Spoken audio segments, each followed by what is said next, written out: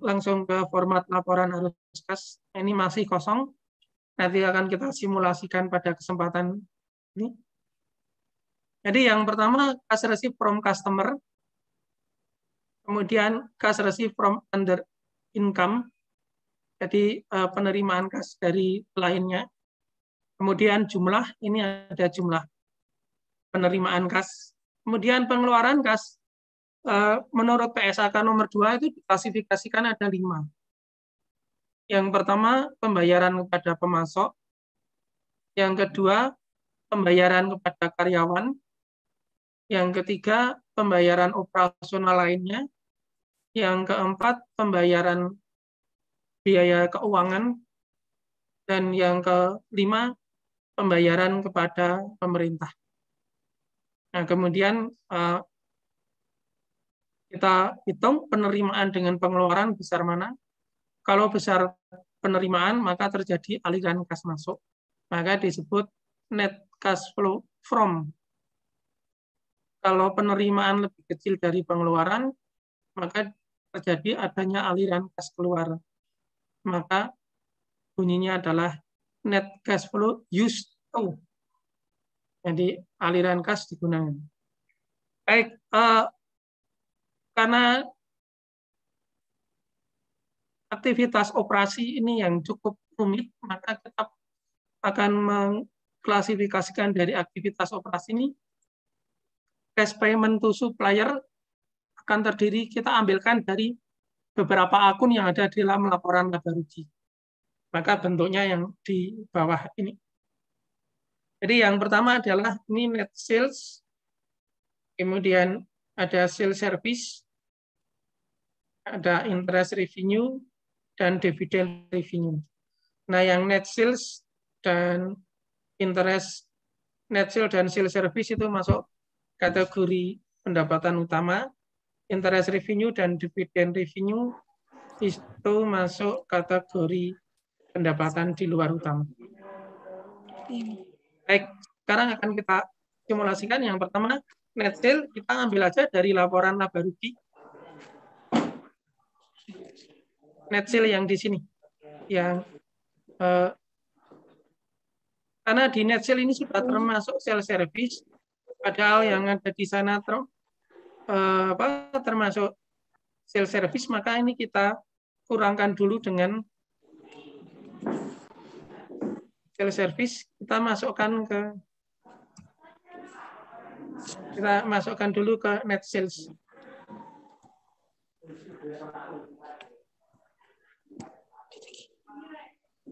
Nah, ini kita namai aja ini accrual basis. Kemudian di sini adalah eliminasi. Kemudian di sini cash basis. Nah, ini rumusnya bisa juga tadi ditambah atau dengan menjumlahkan. Kalau menjumlahkan ini pakai sum. Kita ambil dalam laporan laba rugi, ini dijumlahkan sales discount, dan sales return. Kemudian kita enter. Kemudian sales service kita ambilkan juga data dari laporan laba rugi tentang sales service. Nah, itu pendapatan. Kemudian interest revenue kita ambilkan dari laporan laba rugi, interest revenue yang di bawah. Nah, yang di bawah ini merupakan pendapatan di luar usaha. Kita lihat di sini interest revenue. Kemudian dividend revenue. Kita ambilkan di sini dividend revenue. Oh, ternyata dividennya nggak ada. Kalau nggak ada, ya di sini 0. Kemudian yang berikutnya, gain on sale marketable equity security.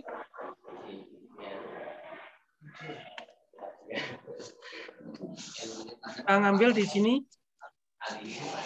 gain on marketable security.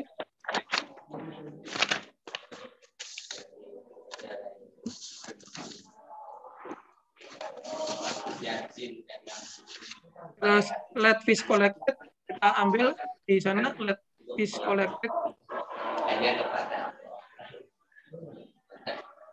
cuma kan kalau dia mengusahakan kalau pikir dengan baik, kita lanjutkan. Jadi kita sudah memindahkan akun-akun yang kalau di dalam laporan laba rugi atau di neraca lajur itu akun yang di sebelah kredit. Kita sudah memindahkan akun-akun yang di sebelah kredit. Kita sudah memindahkan akun-akun di sebelah kredit. Nah, sekarang kita akan memindahkan akun-akun di sebelah debit. Nah, sebelum kita melanjutkan, kita akan bahas dulu di akuntansi tentang plus, minus, kemudian debit, kredit. Jadi debit itu tidak identik dengan plus, kredit tidak identik dengan minus. Jadi kita mulai aja dengan menggambarkan debit, kredit, dan plus minus. Kalau di akuntansi kan kita mengenal ada persamaan dasar akuntansi, aset ditambah liability sama dengan aset sama dengan liability plus equity. Jadi aset itu saldo normalnya debit. Karena aset saldo normalnya debit, maka debit itu bertambah, kredit berkurang. Kemudian liability saldo normalnya kredit, maka debit berkurang, kredit bertambah. Equity saldo normalnya kredit, maka kredit bertambah, debit berkurang. Kemudian komponen dari equity itu nanti ada yang namanya laporan laba rugi. Nah, laporan laba rugi kita klasifikasikan dua, pendapatan dan beban. Pendapatan itu saldo normalnya kredit, maka kredit plus itu kredit, minus itu debit. Sekali lagi, pendapatan saldo normalnya kredit. Berarti plus itu kredit, kemudian min itu debit. Kemudian beban itu saldo normalnya debit. Berarti debit itu plus, kredit itu minus. Kemudian di dalam laporan laba rugi, kita akan membandingkan pendapatan dengan beban. Kita membandingkan pendapatan dengan beban. Nah, pendapatan itu dibandingkan dengan beban. Pendapatan itu saldonya adalah kredit, sedangkan beban saldonya adalah debit. Maka dalam konteks dalam laporan arus kas ini, kalau plus itu artinya kredit, kalau minus itu artinya debit. Sekali lagi, kalau plus itu artinya kredit, kemudian minus itu artinya debit dalam perhitungan laporan arus kas. Maka kita akan memindahkan dari laporan laba rugi ke dalam format laporan arus kas. Yang pertama kita pindahkan dulu back debt expense. Kita ambil dari laporan laba rugi.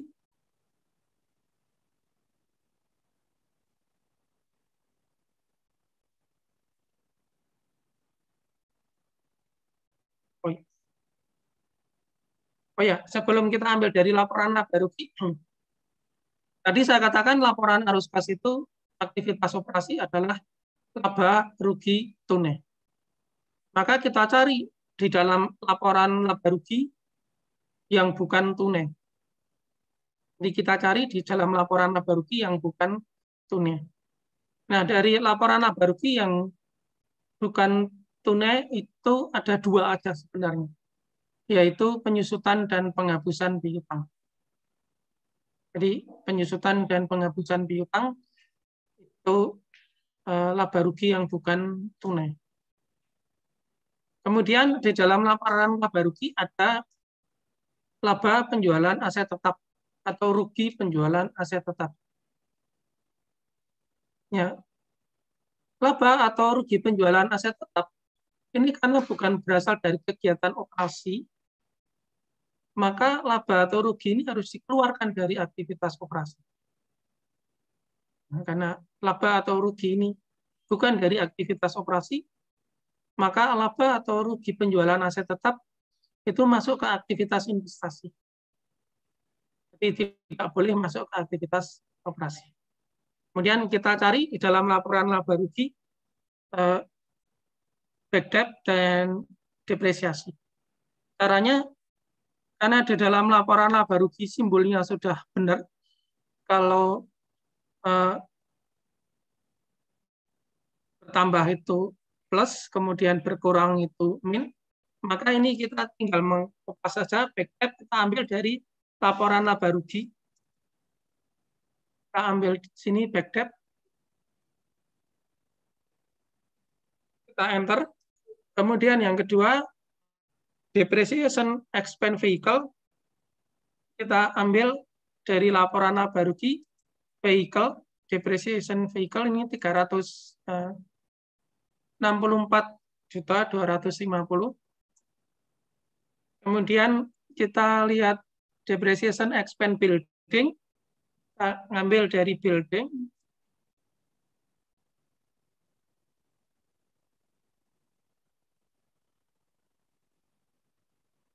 Kemudian depreciation expense equipment kita ngambil dari equipment.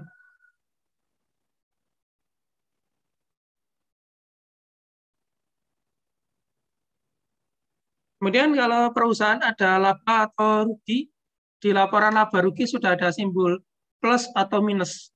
Kalau plus itu laba, kalau minus itu rugi. Maka ini kita plus. Kita ambil laba atau rugi, ternyata di sini laba. Ini simbolnya adalah plus.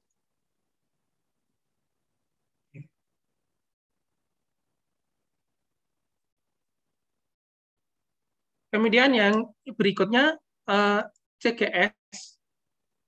Nah, CGS itu di dalam laporan laba rugi yang kita ambil adalah net setelah dikurangi dengan retur pembelian dan potongan pembelian. Maka kita ambil plus, ambil dalam laporan laba rugi. Di sini ada cost of sale, purchase discount, ada price. Nah, ini ada cost of goods sold-nya 5.483. Kita beri tanda plus. Jadi cost of goods sold-nya 5.483. Kemudian gaji ada dua, gaji bagian penjualan dan gaji bagian administrasi. Maka ini kita ambil gaji bagian penjualan. Kemudian bagi gaji bagian administrasi.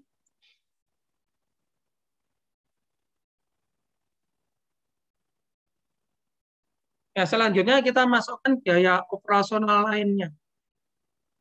Kita akan mulai dari atas. Yang pertama adalah advertising expense. Ini back debt tadi sudah, depresiasi sudah, ini advertising expense. Kemudian rent expense. Kita lihat dalam laporan laba rugi ini rent expense. Kemudian yang berikutnya electricity expense. Ini depresiasi building tadi sudah, wages and salary sudah, sekarang electricity expense. Kemudian water and telephone expense. Nah, ini kita water and telephone expense. Kemudian utility expense kita lihat.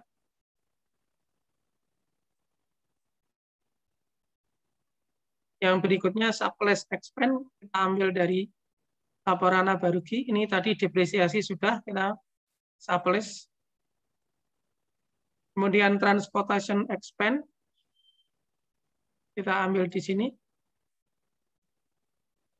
Kemudian satu lagi rugi karena persediaan barang. Kemudian kita teruskan lagi yang biaya keuangan ada dua, bank cas sama interest expense. Jadi ini kita ambil ke bank cas, kemudian interest expense,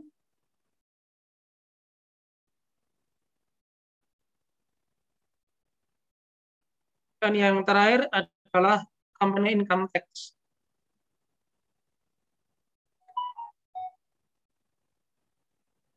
Nah, setelah selesai, maka kita jumlahkan dari atas ke bawah pakai rumus sum.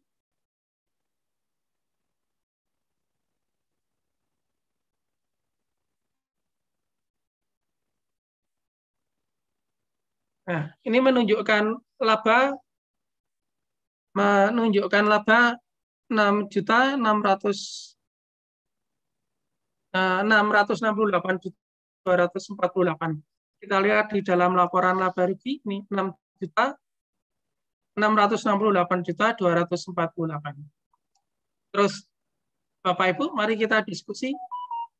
Kalau laba berarti ini diberi tanda minus atau tanda plus. Mungkin Bos silakan dibuka dulu kalau ada yang mau menjawab. Kalau laba itu debit atau dikredit? Kredit, Pak. Kredit. Laba itu didebit atau dikredit? Kredit. Kredit. Laba itu dikredit ya. Baik. Laba itu dikredit. Boleh nggak laba itu didebit?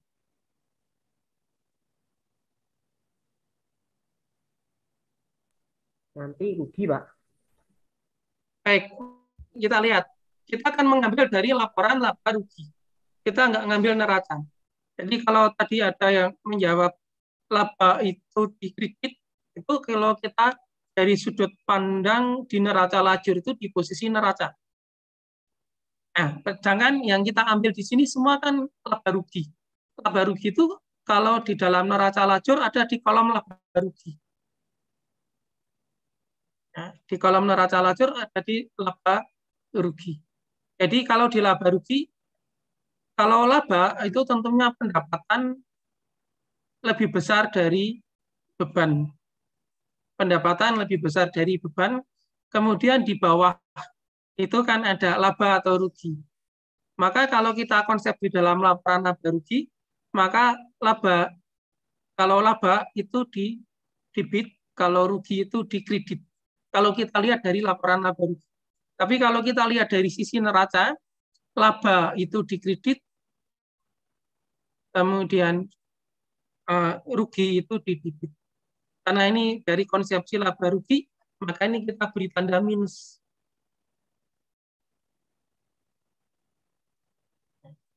Ini kita beri tanda minus.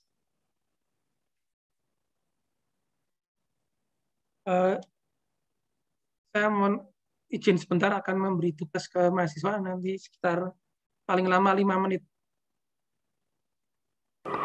Oke, Bapak. Oke, saya ini dulu. Oke, Bapak.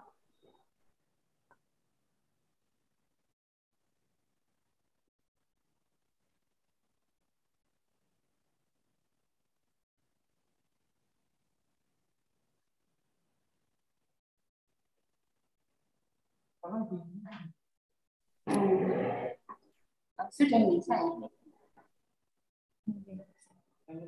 Mana monitor saya mana?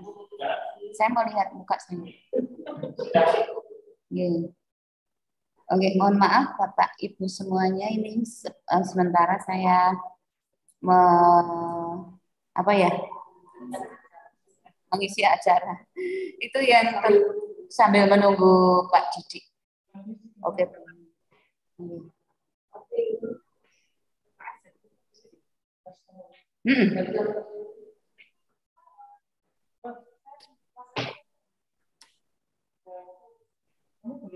Ya.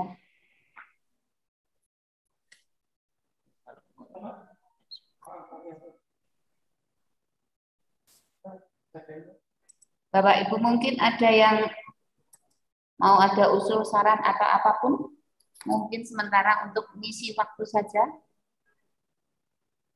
Atau ada yang mau lebih ke apa gitu? Menginginkan hal seperti apa? Saya, Bu.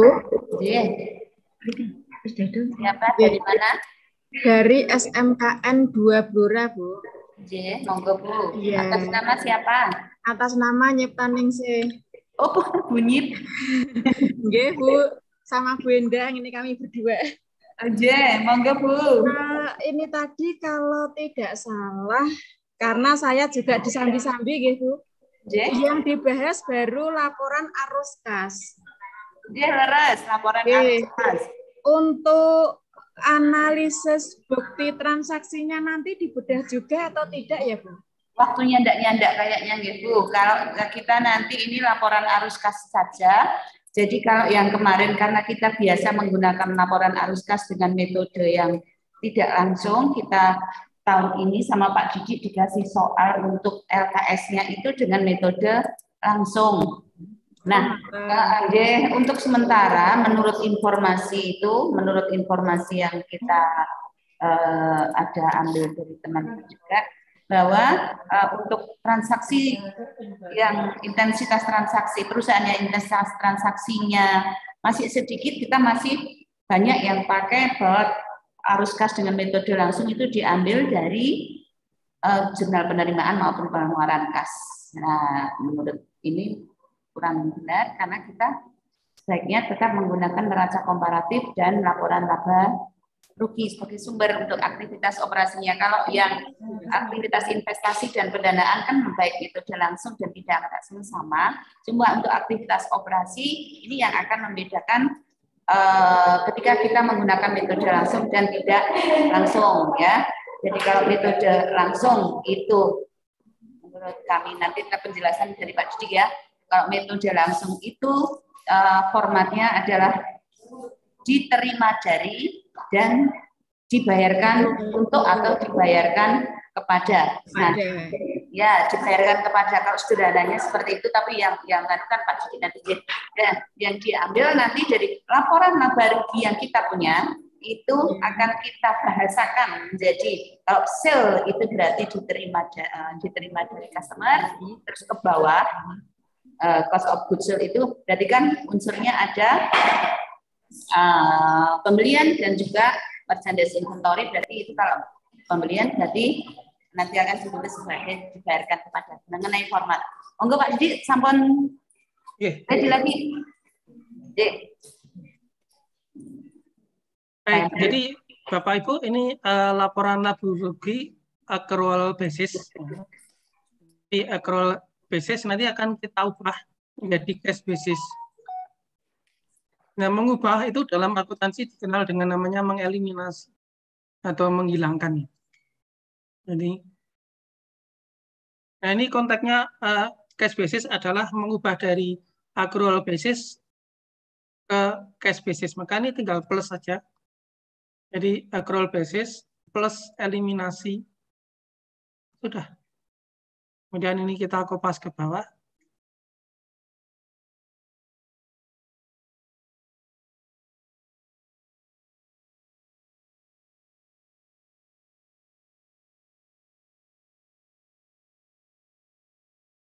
Ini kita kopas ke bawah. Kemudian ini yang earning after tax ini kita del. Kemudian kita bawahnya di sini kita tulisi arus kas aktivitas operasi. Nah ini kita jumlahkan dari atas.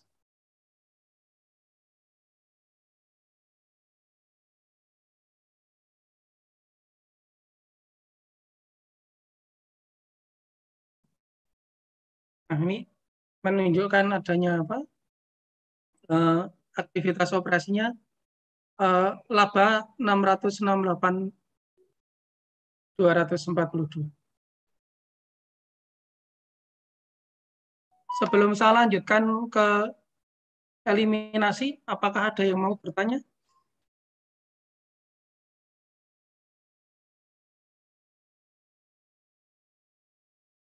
Silakan kalau ada yang mau bertanya.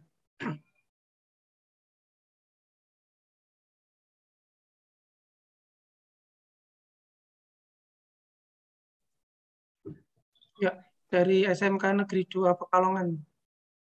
Ini. Permisi Pak, mau tanya. Ya. Itu kenapa yang earning after tax-nya perlu di minus Pak? Yang di sini?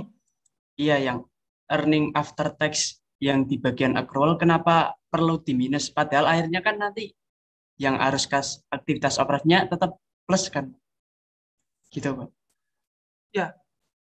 Jadi gini, earning after tax itu kan kita ngambilnya dari neraca lajur. Di neraca lajur itu di posisi laba rugi. Di neraca lajur di posisi laba rugi, laba bersihnya itu di debit atau di kredit. Di bagian paling bawah itu Pak. Kalau lihat neraca lajur, kan ada itu trial balance, adjustment, adjusted trial balance, terus income summary, balance sheet. Nah, di posisi income summary, itu kalau terjadi laba di debit atau di kredit? Kan di debit. Ya. Ya, di debit. Kalau terjadi rugi kan di kredit. Gitu ya. Nah, makanya di sini earning after tax itu posisinya kalau di neraca lajur itu di sebelah debit. Maka kita masukkan debit. Kalau debit itu sebagai pengurang. Nah, jadi ini kalau kita jumlahkan semua,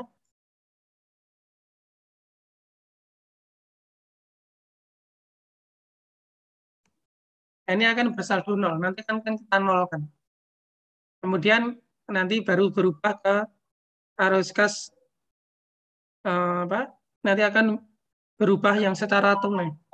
Ini semua adalah 668 ini adalah laba rugi secara akrual. Nanti kita akan ubah ke laba rugi secara tunai. Jadi konsepnya kita melihat dari laporan laba rugi yang ada di neraca lajur. Ini yang banyak salah di sini.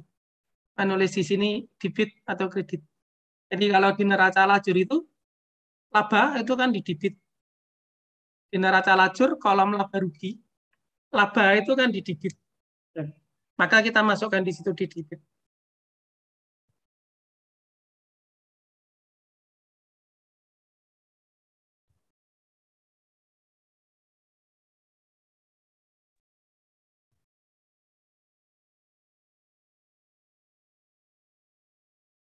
Baik, itu Mas dari Pekalongan. Ya. Kita lanjutkan lagi. Ya, Pak. Selanjutnya akan kita lanjutkan dengan mengubah dari laporan laba rugi accrual basis menjadi cash basis. Akan mengubah laporan laba rugi accrual basis menjadi cash basis dengan cara melakukan eliminasi. Dengan cara kita melakukan eliminasi. Nah, eliminasinya kita lihat dari atas ke bawah. Kita selesaikan dulu dari aktiva lancar, utang lancar. Ya. Kita selesaikan dulu dari aktiva lancar dan utang lancar. Kemudian nanti baru ke aktiva tidak lancar, kemudian utang tidak lancar dan ekuitas.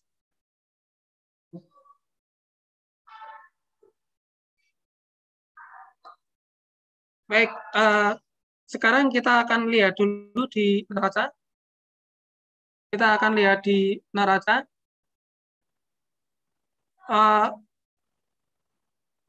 Di neraca ini yang masuk kategori kas dan setara kas adalah petty cash, cash in bank, dan marketable security. Ada 3 ini. Maka 3 ini kita jumlahkan, masukkan dulu di kolom saldo awal kas dan setara kas. Jadi kita masukkan dulu di sini. Saya menggunakan cash and equivalent cash 31 Desember ini. Kita menggunakan sum.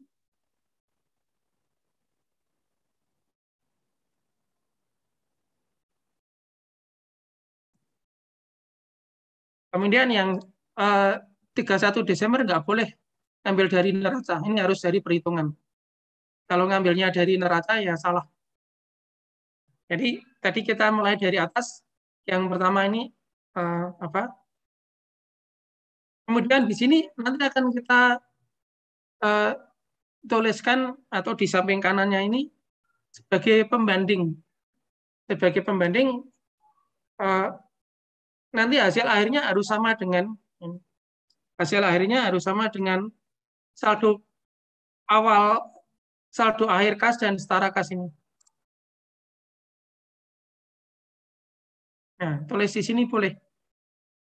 Tapi nggak boleh ditulis di sini. Kemarin banyak sekali yang menulis di sini kas and equivalent kas bukan dari perhitungan, tapi ngambil dari neraca. Neraca itu sebagai pembanding aja. Nggak boleh mengambil dari. Baik, tadi kan sudah kita ngambil dari apa? Nah, ini petty cash, cash in bank, dan marketable seperti itu. Kita lanjutkan ke account receivable. Account receivable ini adalah asalnya dari penjualan barang dagangan. Jadi asalnya dari penjualan barang dagangan, maka eliminasinya nanti harus dikaitkan dengan penjualan. Jadi eliminasi itu dikaitkan dengan penjualan barang dagangan. Kalau piutangnya itu naik, itu artinya penjualan yang kita lakukan itu kasnya ada yang belum diterima. Jadi kalau piutangnya naik, itu penjualan yang kita lakukan kasnya ada yang belum diterima. Kalau kasnya belum diterima, berarti aliran kasnya akan berkurang dari nilai penjualan. Maka ini rumusnya adalah di net sale ini kita tulis saja plus kurung buka, lihat di neraca tahun lalu dikurangi dengan neraca tahun sekarang. Kemudian kita kurung tutup, kita enter. Berarti net sales itu tadinya 4.400.000.000 karena ada piutang yang belum ada penjualan yang secara kredit, maka mengurangi kas. Maka kasnya adalah 6.369.000.000. Ini 6.369.000.000. Kemudian yang berikutnya kita lihat dulu di neraca. Setelah account receivable adalah allowance. Nah, allowance sama caranya. Allowance for bad debt itu temannya di dalam laporan arus kas, temannya di dalam laporan laba rugi itu bad debt atau kerugian piutang. Maka ini kita masukkan di kerugian piutang di sini, di bad debt. Di bad debt ini kita lakukan yang sama, plus itu kita lihat di sini tahun 2020 dikurangi 2021, kemudian kita enter. Nah, ternyata bad debt tidak sama dengan perubahan akumulasi. Nah, ternyata bad debt tidak sama dengan perubahan akumulasi. Kalau tidak sama dengan perubahan akumulasi, bukan akumulasi. Bad debt tidak sama dengan perubahan allowance. Karena tidak sama dengan perubahan allowance, maka ada dua kemungkinan. Kemungkinan yang pertama, adanya piutang dihapuskan. Jadi kalau piutang dihapuskan, yang jurnalnya itu cadangan, debit, kreditnya piutang. Ini kan nggak ada aliran kas. Kemungkinan yang kedua, piutang yang sudah dihapuskan diterima kembali. Jadi piutang yang sudah dihapuskan diterima kembali.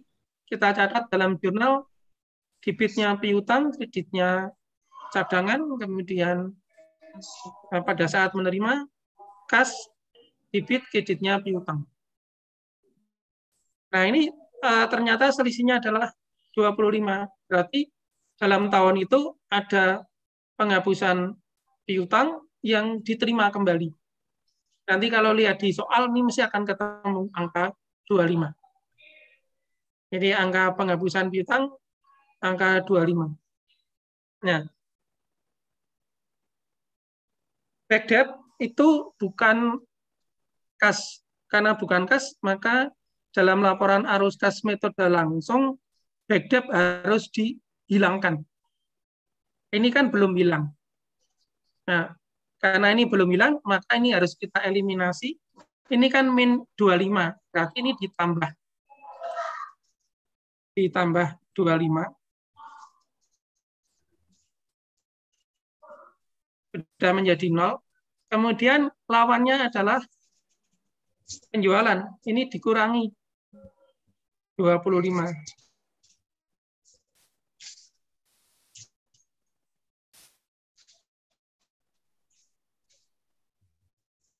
Sehingga penerimaan kasnya itu naiknya dari penerimaan kas itu naiknya dari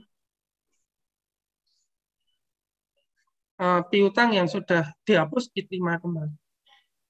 Jadi dalam menyusun laporan arus kas ini bisa juga digunakan untuk menguji apakah neraca dan laba rugi soal yang dibuat benar atau salah. Jadi kalau membuatnya salah, ini akan ketemu nanti di dalam laporan arus kas itu akan janggal. Salah satu janggalnya nanti back debt-nya tuh nggak nyambung di sini. Kalau back debt-nya nggak nyambung dengan soal, nah itu salah. Kebanyakan guru membuat soal itu kesalahannya di back debt ini. Ada di back debt. Jadi yang banyak salah itu allowance yang dipakai adalah allowance tahun lalu. Nah, teman-teman guru biasanya allowance itu yang dipakai adalah allowance bulan November dikalikan sekian persen. Padahal allowance itu ditentukan pada akhir tahun, bukan di tengah-tengah tahun. Nah, ini yang sering sekali timbul. Kemarin saya jumpai ada beberapa teman guru akuntansi di Jawa Tengah yang mencoba membuat soal untuk uji kompetensi, dibawa ke saya, Pak ini kok saya uji di arus kasnya nggak benar. Nah, itu salahnya di saldo November cadangan, baru sama dengan Desember. Jadi manfaat arus kas itu untuk menguji. Baik, kita lanjutkan lagi yang kedua. Kita lihat di neraca tadi kan sudah sampai allowance. Yang berikutnya adalah employee receivable. Ini tahun lalu 4 juta, tahun sekarang 4 juta, nggak ada perubahan. Jadi kalau nggak ada perubahan, nggak ada kaitannya dengan arus kas. Kalau ada perubahan, berarti di sini masuk kategori pembayaran kepada karyawan. Ya, atau ya pemberian pinjaman ke karyawan berarti yang menerima itu karyawan. Baik, yang berikutnya adalah merchandise inventory. Merchandise inventory di sini naik. Kalau naik, asumsi kita kan adanya, kalau naik berarti ada pembelian barang. Kalau ada pembelian barang, itu berarti ada aliran kas keluar.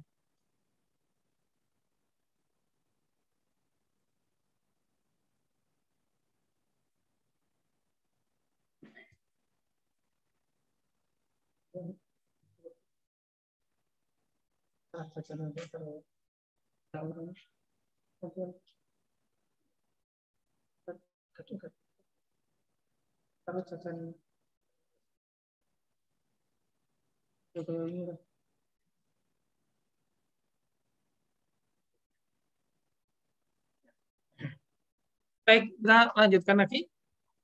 Jadi ini merchandise-nya itu turun dan naik. Kalau naik berarti kita membeli, ada aliran kas keluar.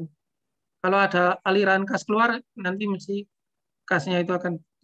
Baik, kita lihat merchandise inventory itu temannya dalam laporan arus kas, temannya dalam laporan laba rugi adalah cost of goods sold. Maka ini kita eliminasinya di cost of goods sold. Nah, di sini di cost of goods sold ini kita plus. Kita lihat neraca tadi 35 dikurangi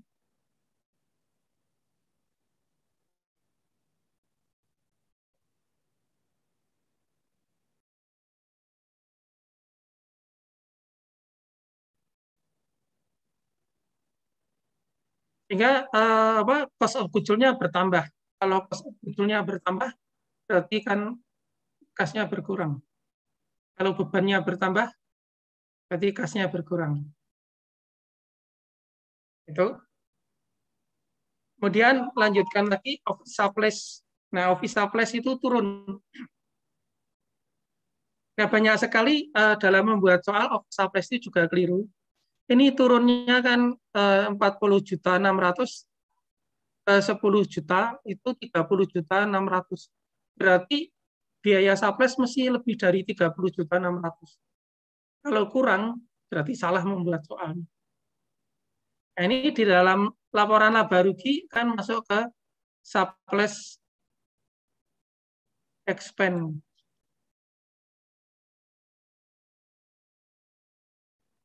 Jadi supplies expense-nya 32.840. Kita lakukan yang sama dengan tadi. Kita lihat di neraca 20 juta dikurangi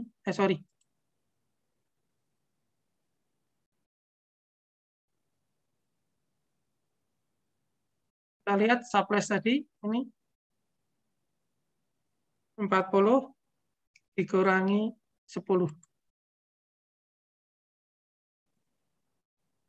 30 juta. Jadi biaya supplies harus lebih dari 30 juta. Ini ternyata kan betul 32, kemudian biaya supplies-nya 30 juta. Jadi kemarin saya temukan soal uji kompetensi, karena ada beberapa guru yang mengirim ke saya uji kompetensi untuk diverifikasi. Dia menggunakan metode tidak langsung, hanya naik turun nggak terdeteksi dari sini. Tapi kalau metode langsung bisa terdeteksi. Jadi beban itu harus bersaldo debit, tandanya kur. Kalau enggak, ya itu salah tapi nggak ketahuan. Kemudian yang berikutnya adalah value added tax. Value added tax ini temannya di dalam laporan laba rugi. Value added tax itu terjadinya adalah saat membeli barang dagangan. Nah, saat membeli barang dagangan itu kan merchandise inventory, paid in, dan account payable. Karena ini terkait dengan pembelian barang dagangan, maka ini masuk ke kategori barang dagangan. Barang dagangan itu dalam laporan laba rugi masuk di cost of goods sold. Maka paid in ini masuk ke dalam cost of goods sold dalam laporan arus kasnya. Maka di sini di laporan arus kas ini plus cost of goods sold plus ini paid in tahun lalu dikurangi dengan kita kurung tutup. Nah, sekarang jadi 20. Ini kemarin yang sorry ini keliru. Dan di sini tapi di CKS ini. Plus kurung buka fed in tahun lalu dikurangi fed in tahun sekarang. Kurung tutup, enter. Nah, ini kemarin semuanya salah, nggak ada yang benar di sini. Ini semuanya salah, kemarin nggak ada yang benar. Kalau benar ya istimewa sekali. Kalau benar ya anaknya istimewa. Baik, kita lanjutkan lagi, masih di neraca. Yang di berikutnya prepaid income tax, ini biasanya 0. Karena instruksinya kan adjustment untuk prepaid income tax. Jadi income tax expense dibandingkan dengan prepaid, kemudian itu nanti ada lebih atau kurang bayar. Nah, dalam membuat soal biasanya kurang bayar. Kalau kurang bayar kan ada utang. Ini 0 nggak usah kita bahas. Kemudian yang berikutnya adalah prepaid trend.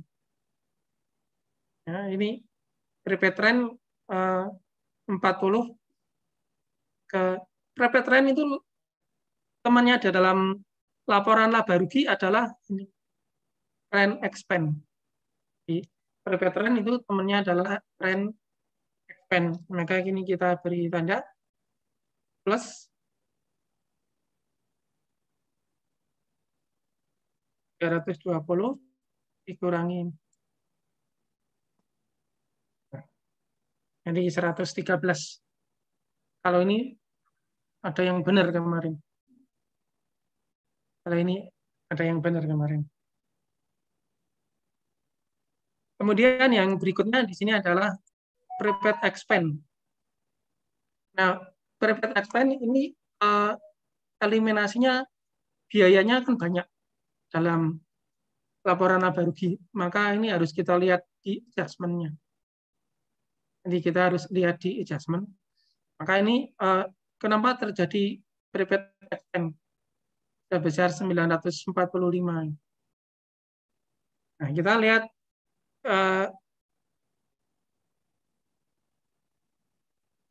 harus kita lihat di soal ini, maka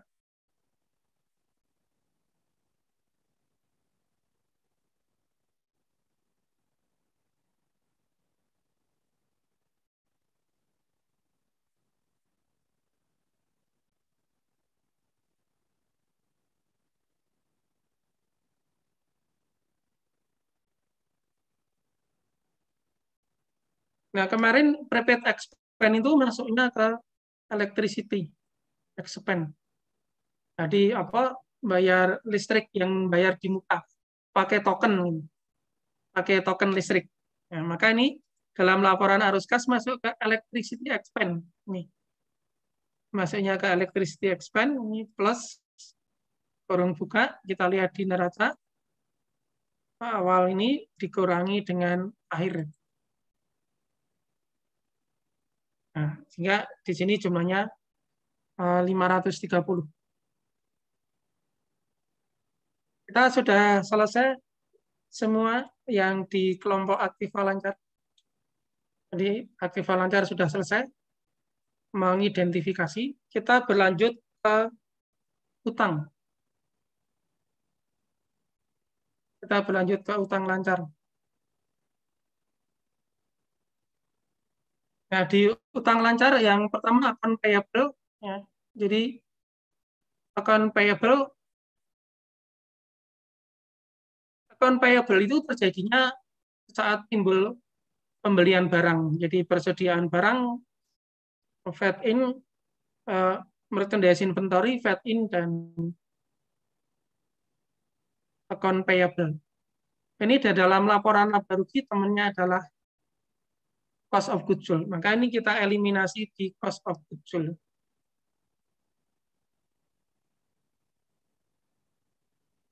Ya, di sini di cost of goods sold. Nah, ini kita tambahkan lagi dari neraca ini. Nah, kalau di cost of goods sold ini di HPP tahun sekarang dikurangi dengan tahun lalu. Terus kita enter. Ini ada 3. Maka kalau ini benar ya memang luar biasa. Tapi kemarin nggak ada yang benar di sini. Karena ini banyak yang mendekati benar ada. Yang mendekati benar. Baik, neraca sudah selesai yang di kelompok ini. Yang di account payable sudah. Selanjutnya kita lanjutkan telepon and water payable. Telepon and water payable kita cari dalam laba ruginya. Tadi kan sudah jelas telepon and water.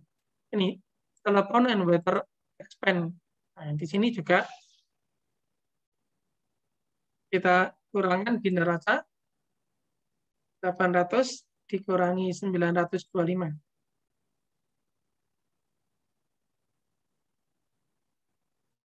Berarti bebannya bertambah. Telepon and water payable.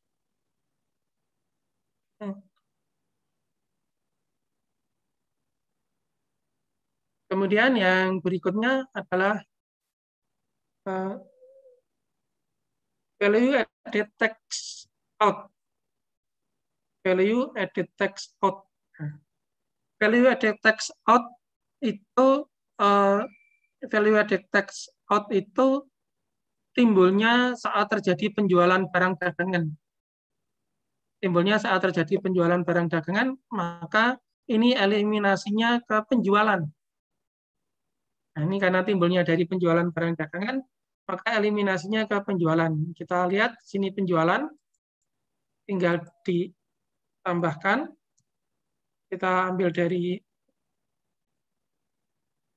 tahun sekarang, dikurangi dengan tahun lalu. Ini di net sale-nya.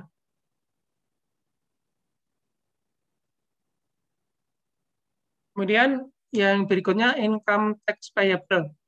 Nah, income tax payable itu kaitannya dengan income tax expense. Maka ini kita eliminasinya ke income tax expense atau company income tax. Ini kita plus, ambil dari neraca tadi, income tax dikurangi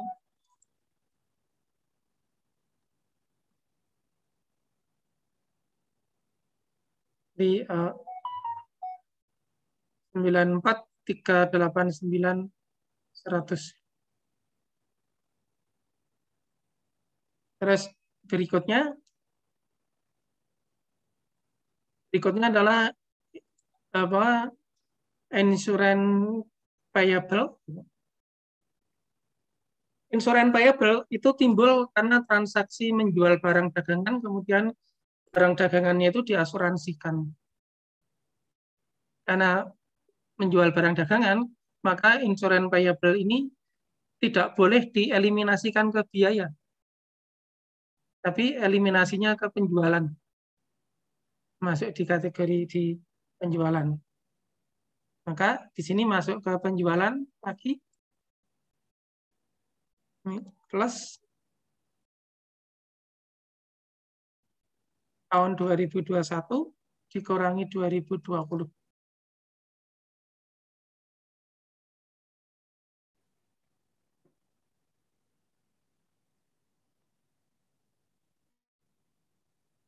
Nah, jadi kita tadi aktiva lancar semua ada kaitannya dengan laba rugi. Kemudian utang lancar sampai dengan insurance payable itu kaitannya dengan laporan laba rugi.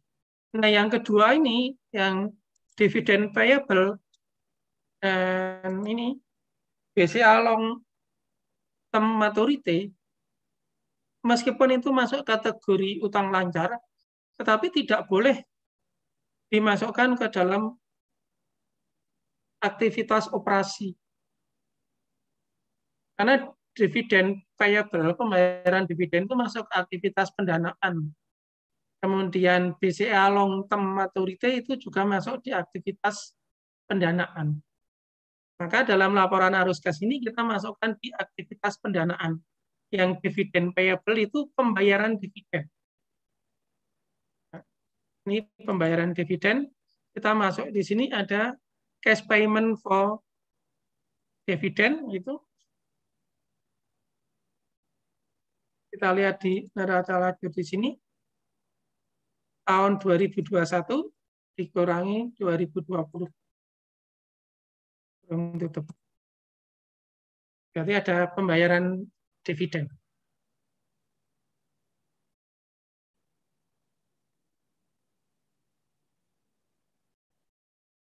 Kemudian yang berikutnya adalah bank loan BCA loan long term maturity. BCA loan long term maturity itu kan ada utang jangka panjang yang akan jatuh tempo. Kalau utang jangka panjang yang akan jatuh tempo kan masuknya ke dalam kelompok utang lancar. Meskipun itu masuk dalam kelompok utang lancar, ini tidak boleh masuk aktivitas operasi. Ini masuk aktivitas pendanaan. Ya, kita masukkan di cash payment for bank loan di sini.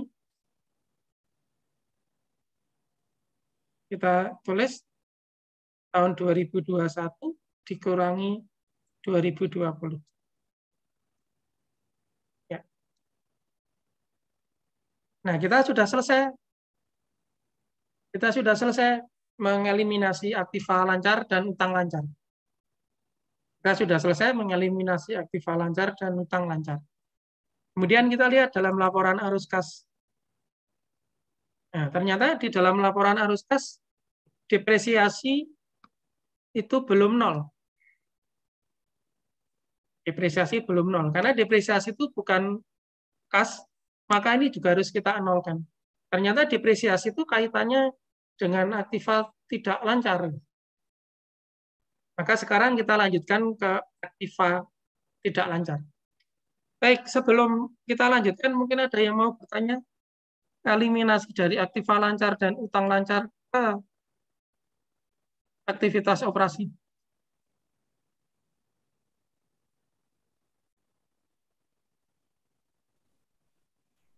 Pak Didi mau tanya. Ayo, nggak boleh, silakan Pak Oke. Tadi ketinggalan itu yang income tax payable tadi sinyal saya putus. Tadi masuk di mana Pak Didi? Suaranya kurang cepat Pak Eko. Yang income tax payable Pak Didi tadi sinyalnya putus. Itu masuknya kemana tadi Pak Didi? Menambah kemana? Yang apa? Income tax payable. Income tax payable. Oh, income tax. Di sini Pak, di company income tax. Oh, masuk di sana. Ya, di company income tax payable. Arus kasnya? Ini di company income tax. Oh, company income tax. Nggih. Nggih. Nggih, Itu makasih, Pak ya. Eko. Nggih. Baik, jadi dari eliminasi aktiva lancar dan utang lancar ternyata aktivitas operasi belum clean. Kenapa belum clean? Depresiasinya belum nol. Jadi ini kan depresiasinya belum nol. Maka kita lanjutkan lagi ke yang aktiva. Kita lanjutkan yang aktiva mulai dari investment in bond PT Jaya Mandiri. Investment in bond PT Jaya Mandiri. Ternyata di sini investasinya bertambah dari 491 menjadi 500. Kalau ini harus ada informasi data terpilih. Apakah kenaikan ini berasal dari kas atau tidak? Kalau nggak ada tambahan, berarti itu ada pembelian bond. Tapi kalau ada informasi ya kita lihat. Ternyata di soal itu kemarin investasi in bond itu berasal dari amortisasi diskonto. Amortisasi diskonto. Maka eliminasinya ke pendapatan bunga. Nah, ini sesuai dengan adjustment yang nomor 7 atau 8. Ini amortisasinya ke situ. Ke pendapatan bunga. Ini banyak yang nggak mengerjakan di sini. Jadi di sini investment in bond kita eliminasikan ke ini. Nah, interest revenue, pendapatan bunga. Ya, dia karena itu tidak terkait secara tunai, maka di sini rumusnya investasi ini dikurangi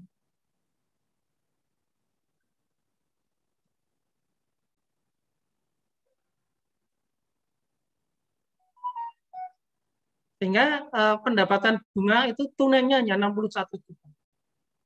Karena yang 8.838 itu berasal dari amortisasi diskonto obligasi. Amortisasi diskonto obligasi. Saya sarankan kalau untuk uji kompetensi atau untuk uji kompetensi atau pembelajaran ya jangan serumit ini. Ini untuk konsumsi lomba aja. Ini untuk konsumsi lomba, jadi karena lomba itu kita memberikan soal yang berbobot. Ya, berbobot seperti Pak Casikin ini kemarin sudah berbobot. Sekarang tambah gemuk. Baik, kita lanjutkan lagi. Investasi in bond. Kemudian yang berikutnya land. Land itu bertambah. Kalau tidak ada informasi lain, berarti dilakukan secara tunai. Maka di sini namanya purchase of land. Purchase land. Nanti kita lihat di sini purchase of land. Masuk ini ada ini purchase of land. Kalau membeli tanah itu berarti ada aliran kas keluar. Ini kita masuk, kita eliminasi tahun ini dikurangi. Jadi ada purchase of land, pembelian tanah. Jadi tadi saya katakan kalau aktiva non lancar kan cerminan dari aktivitas investasi, tapi tidak selamanya di investasi.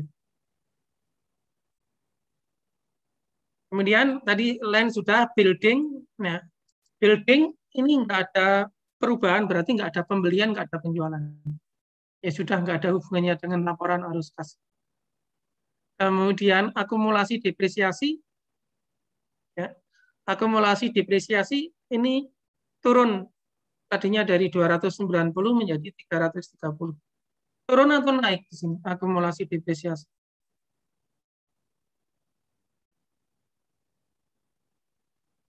Ini naik atau turun? Naik. Ini turun, Pak. Akumulasinya Ini turun. Asetnya yang turun. Ya. Kalau akumulasi bertambah, asetnya yang turun. Nah, ini kita eliminasikan ke depresiasi. Karena akumulasi, temannya dalam laporan laba rugi adalah depresiasi. Kita lihat yang building, yang laporan arus kas yang building, ini depresiasi building. Ya. Nah, kita lihat di dalam neraca, kita eliminasikan.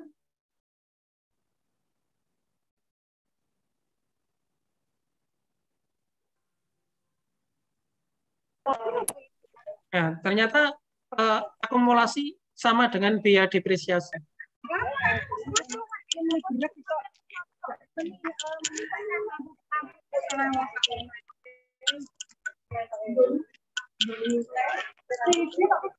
Ya, biarkan dulu, kita dengar suara anak kecil dulu. Jadi, kalau depresiasi sama dengan perubahan akumulasi, kalau depresiasi sama dengan perubahan akumulasi, maka dalam tahun itu tidak terjadi penjualan aset. Maka dalam tahun itu tidak terjadi penjualan aset. Kalau depresiasi sama dengan perubahan akumulasi. Kita lanjutkan yang berikutnya. Yang berikutnya vehicle. Nah, vehicle ini dari 514 menjadi 360. Tentunya ada penjualan aset. Tentunya ada penjualan aset.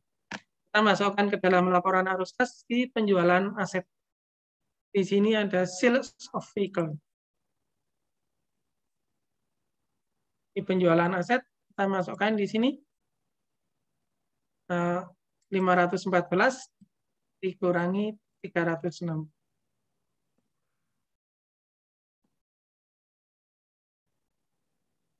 Nah, berarti ada aliran 154.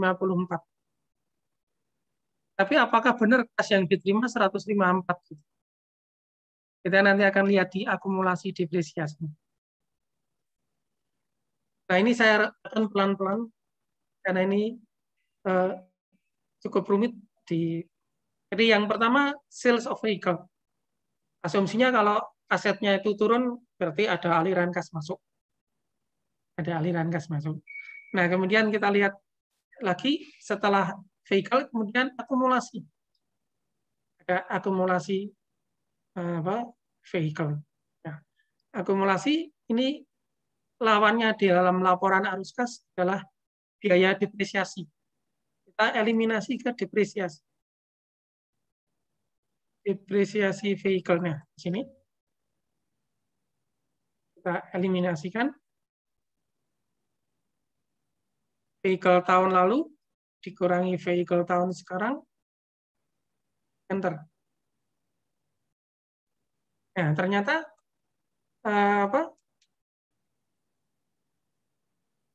depresiasi tidak sama dengan akumulasi. Karena depresiasi tidak sama dengan akumulasi, berarti dalam tahun itu ada penjualan aset. Ya. Jadi dalam tahun itu ada penjualan aset, harga perolehannya 154, sudah disusutkan 67. Nah, jadi harga perolehannya ini 154 sudah disusutkan 67. Jadi sudah harga perolehan 154 sudah disusutkan 167 dijual. Nah, dalam penjualan itu ada laba atau rugi. Kalau ada laba berarti akan menambah kas, kalau rugi akan mengurangi kas. Nah, berarti di sini kita tambahkan akumulasi biaya depresiasi kan harus 0. Ini selisihnya kan 67. Dan 67 itu adalah akumulasi aset yang dijual. Nah, 67 itu akumulasi aset yang dijual. Nah, maka ini kita akan eliminasikan yang 67 ini ke penjualan aset. Ini kan tandanya minus 67. Ya, supaya 0 ini harus ditambahkan. Maka di sini plus 67 375. Nah, ini kan sudah 0. Nah, ini 67 375, maka di penjualan ini tadi kan plus, maka di sini di min 67. Ini 67 berapa ya? Lupa tadi saya 67 berapa. Ini kita nolkan dulu aja. Saya lupa nggak? Ini kan plus. Nah, ini min 67 375. 67 375.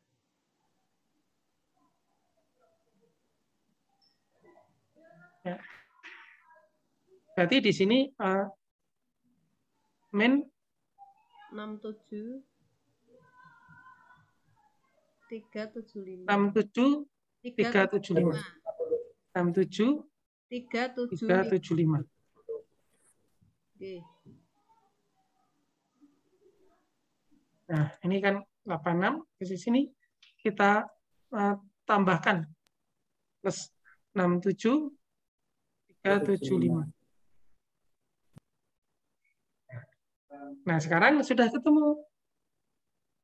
Tadi aset dengan harga perolehan 154 sudah disusutkan 67, berarti nilai bukunya kan 86. 86625. Kan dijual. Nah, dijual kan bisa laba, bisa rugi, bisa tidak laba dan tidak rugi. Kita lihat di sini. Ya. Oh, ternyata ada laba penjualan aset 8.700.000. Nah, kalau laba itu kan di sini kita kurangkan dulu 8.700.000. Nah, kan sudah. Nah, tadi saya katakan laba penjualan aset itu bukan aktivitas operasi. Keluarkan dari aktivitas operasi, masuk ke aktivitas investasi. Nah, ini ditambahkan. Ini ditambah. Jadi ini aset dengan harga perolehan 154 sudah disusutkan 67, nilai bukunya 86625, dijual dengan laba 8.700.000. Maka kas yang diterima 686 ditambah 8.700.000. Ya, ketemu 95.325. Nanti kalau lihat di soal penjualan aset nilainya 95.325. Kalau lihat di soal 95. Nah, ini sudah 0. Jadi di dalam laporan arus kas itu bisa menguji soalnya itu benar atau salah. Nah, bisa untuk menguji soal itu benar atau salah. Maka arus kas itu merupakan laporan yang tidak bisa dipisahkan. Satu kesatuan yang utuh. Nah, satu kesatuan yang utuh. Tidak bisa dipisahkan. Ya. Baik, neraca untuk kelompok aktiva sudah sampai ke akumulasi depresiasi vehicle. Yang berikutnya adalah equipment. Equipment-nya naik. Kalau equipment-nya naik, berarti ada pembelian equipment. Maka equipment itu masuk ke dalam aktivitas investasi. Ini purchase of equipment. Ini kita tambahkan equipment-nya. Purchase of equipment ini 250 dikurangi 350. Jadi 100.000. Itu ada penjualan pembelian equipment. Kemudian kita lanjutkan lagi di neraca masih ada satu untuk aktiva yaitu akumulasi depresiasi equipment. Ya. Akumulasi depresiasi equipment itu masuk eliminasinya ke depresiasi. Ini masuk ke depresiasi. Kalau tadi penjualan aset tetap, maka depresiasi tidak sama dengan akumulasi. Tetapi kalau pembelian aset tetap, depresiasi sama dengan perubahan akumulasi. Karena akumulasi nggak ada yang dibibit. Kalau kita membeli aset kan akumulasi nggak dibibit. Kalau ternyata ada pembelian aset tetap, kemudian depresiasi tidak sama dengan perubahan akumulasi, berarti soalnya yang salah. Ini soalnya yang salah, tidak nyambung awal dan akhir. Ini soalnya yang salah. Ini kita eliminasikan aja di neraca ini. Tahun ini dikurangi dengan ya ternyata sama equipment. Berarti soalnya sudah benar. Jadi sekali lagi kalau ada penjualan aset tetap berarti akumulasi tidak sama dengan depresiasi. Tapi kalau tidak ada penjualan, akumulasi sama dengan depresiasi. Kita lihat di sini laba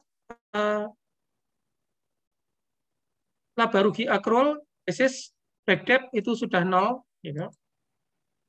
Kemudian depreciation expense sudah 0, building sudah 0, equipment sudah 0, gain ini sudah 0. Nah kalau sudah 0 berarti di dalam laporan arus kas itu sudah nggak ada lagi beban yang accrual. Semua beban dan pendapatan sudah secara tunai.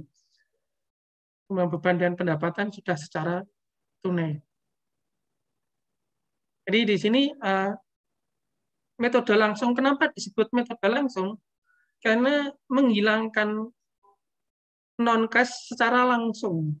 Jadi di sini ada back debt, dieliminasi, nanti arus kasnya menjadi 0. Kemudian yang kedua, ada depresiasi vehicle, dieliminasi menjadi 0. Jadi yang dimaksud langsung itu dihilangkan secara langsung. Nah, kalau metode tidak langsung, menghilangkannya secara tidak langsung. Maka di situ akan muncul beban depresiasi. Kita menghilangkannya secara tidak langsung masih ada beban depresiasi. Dan metode tidak langsung tidak menggambarkan aliran kas masuk dan aliran kas keluar. Jadi metode tidak langsung tidak menggambarkan aliran kas masuk dan aliran kas keluar.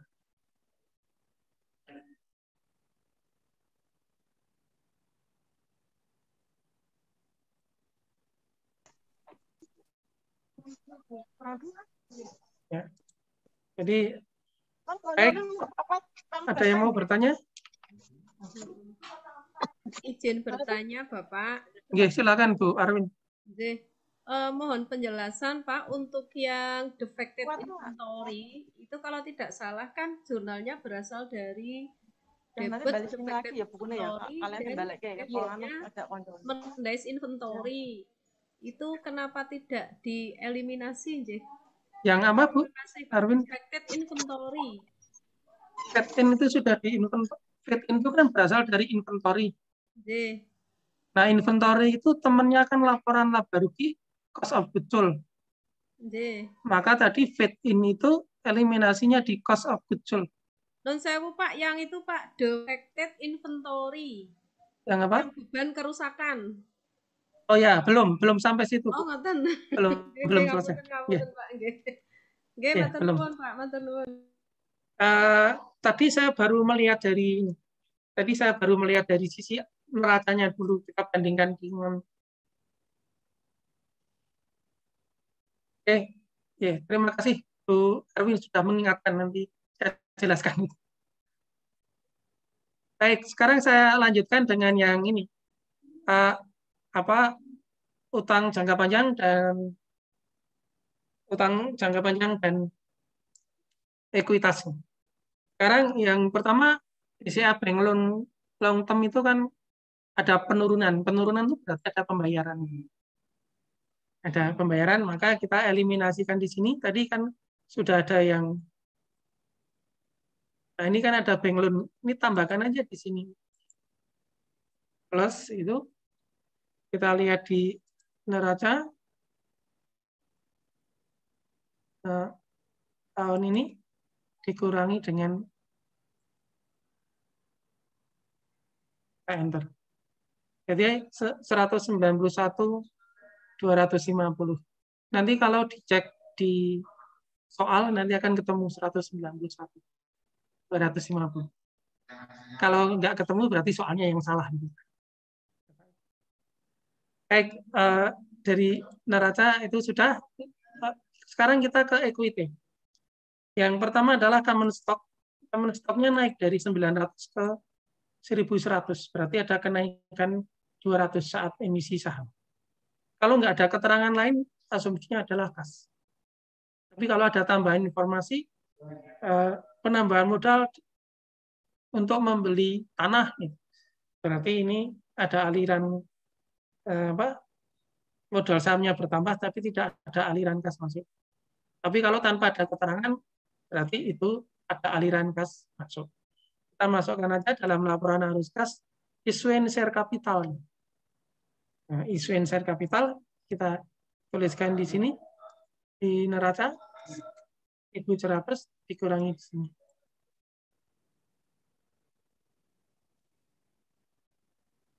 Jadi ada aliran kas masuk itu 200. Kemudian boleh saja ini digabung. Kemarin ada yang gabung ini additional patent capital nggak dipakai boleh. Oke, ini issuing share capital boleh. Mau ditulis di sini boleh. Kalau ada tersendiri ya kita tersendiri aja. Ternyata dalam penerbitan saham ada tambahan modal di store. Nah, di sini.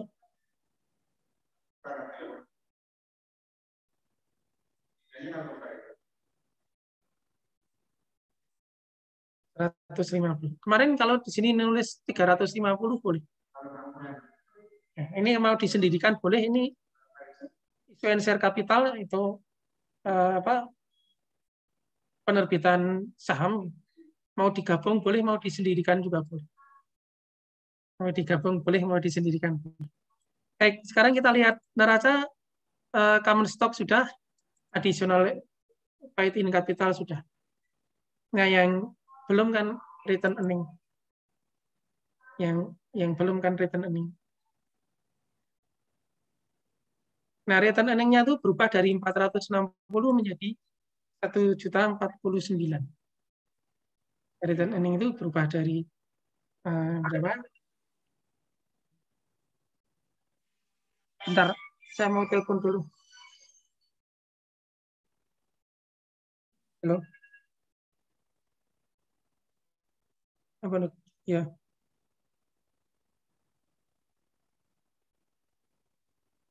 Kalau mau dikirim sekarang ke tempat saya boleh. Bisa saya ambil, saya antar Bu Dewi, tapi kok kirim Bu Dewi aja, nanti pas baliknya biar saya mengembalikan. Nanti yang mengembalikan saya. Jadi nanti Bu Dewi nggak ada biaya pengembaliannya.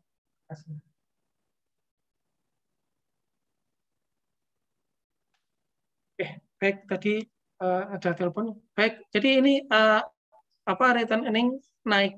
Return earning-nya akan naik dari 460 menjadi 1.049.83. Maka di dalam laporan arus kas ini masuk ke kategori ini. Kita tulis dulu di sini baru nanti ke sana. Jadi kalau neracanya di sini naik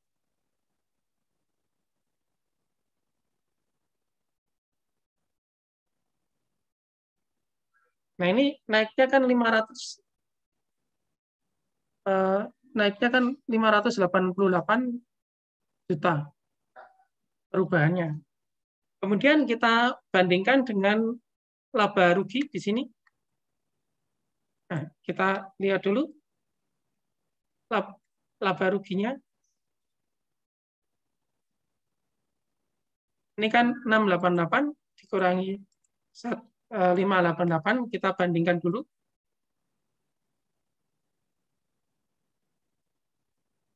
Kan ada selisih 80. Berarti dalam tahun itu ada pembayaran dividen 80. Berarti dalam tahun itu ada pengumuman dividen sebesar 80. Jadi ada pengumuman dividen sebesar 80. Nah, di sini kan jadi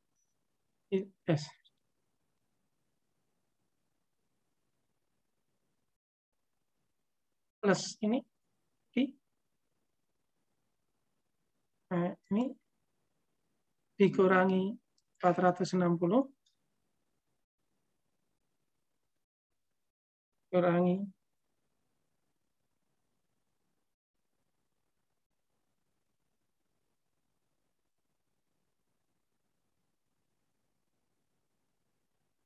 sorry bukan ini.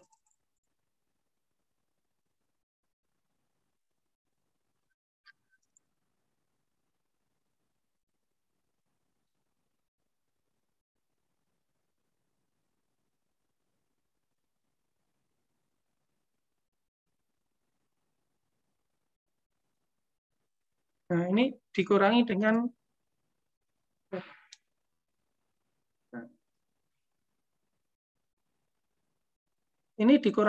ini laba ruginya. Ini kita tambah. Laba ruginya akan menjadi 0,668. Nah, di sini dikurangi dengan laba rugi.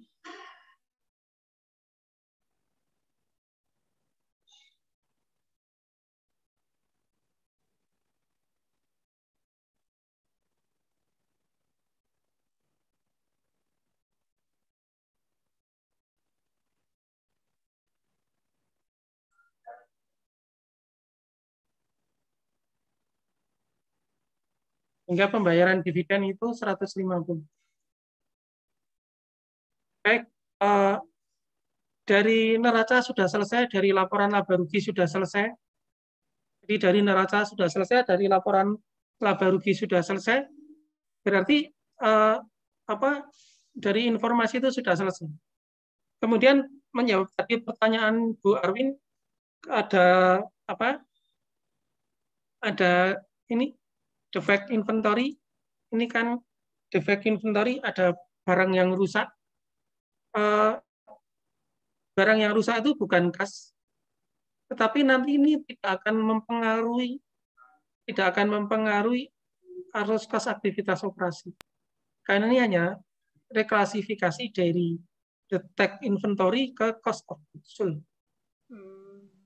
Nah, ini nanti kita tambahkan 2804.762 gitu. Kemudian di sini kalau itu ditambahkan, ini kita kurangkan 2804.762. Nah, gitu. Gitu. Kemudian ini sudah selesai.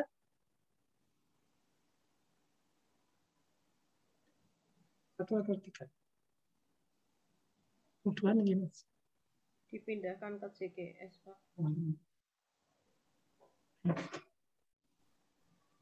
Ya. Defected kan 0. Nah, ini sudah selesai. Kalau sudah selesai, kita akan mengklasifikasi ke dalam kelompok arus kas yang ini. Kita blok aja, ini warna kuning gitu. Kita blok warna kuning. Ini berasal dari... Excessive from Nah, ini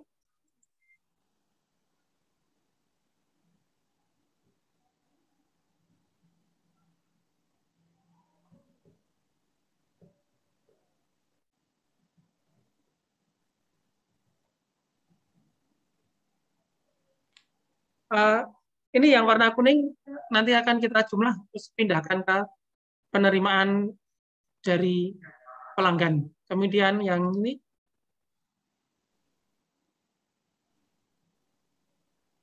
ya, ini kita beri warna yang beda gitu. Ini masuk ke dalam kategori pendapatan lain-lainnya. Kemudian backdate ini kita beri warna merah. Nah, backdate ini kita beri warna merah, ini kan saldo 0, nanti tidak dipindahkan kemana-mana. Kemudian CGS itu kita pindahkan ke pembayaran kepada pemasok. Kemudian wages ini, wages ini kita masukkan ke employee. nah, wages itu masukkan pembayaran kepada karyawan. Kemudian ini advertising expense sampai dengan ini Finance. kita beri warna Finance. ini masuk ke Finance. pembayaran operasional lainnya. Terus bank cas dan interest expense ini masuk ke pembayaran finansial. Company income tax.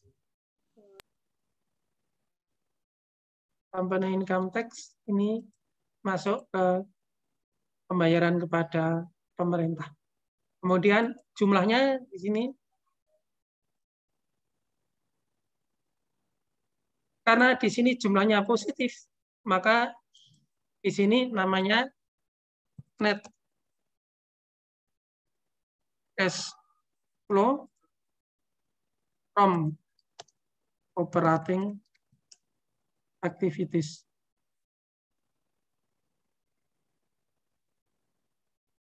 Tapi kalau itu rugi, berarti net cash flow use to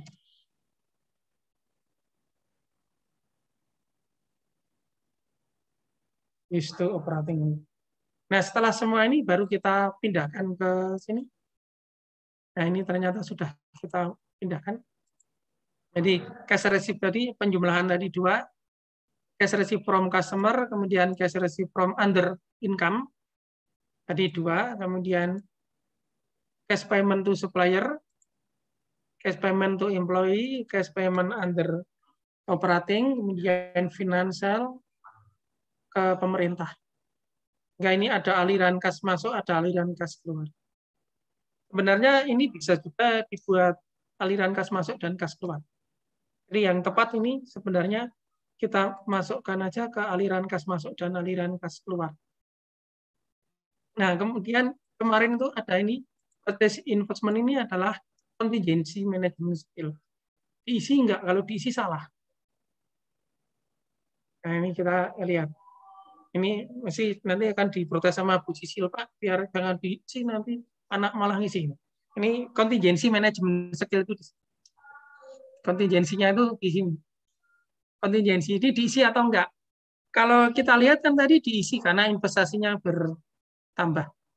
Ternyata ini enggak diisi. Ya. Ternyata ini enggak diisi. Ya. Kemudian ini belum selesai, Bapak Ibu. Ini belum selesai ya. Ini tadi aktivitas operasi 539. Kemudian aktivitas investasi kita tinggal jumlahkan. Kita tinggal jumlahkan. Nah, ini minus. Kalau minus maka namanya net cash flow used to investing activities. Kemudian yang berikutnya adalah aktivitas finansial, ini kita jumlahkan.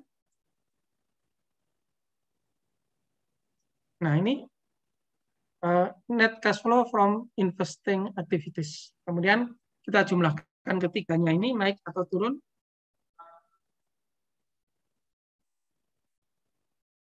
Nah, ternyata plus berarti ada kenaikan. Tapi di situ tulis saja increase or decrease.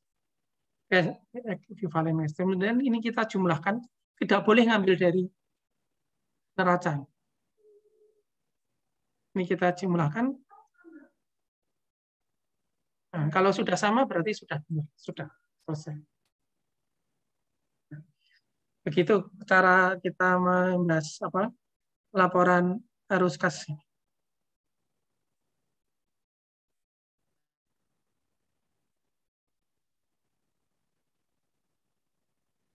Baik, itu penjelasan dari kami. Kita lanjutkan dengan sesi tanya jawab.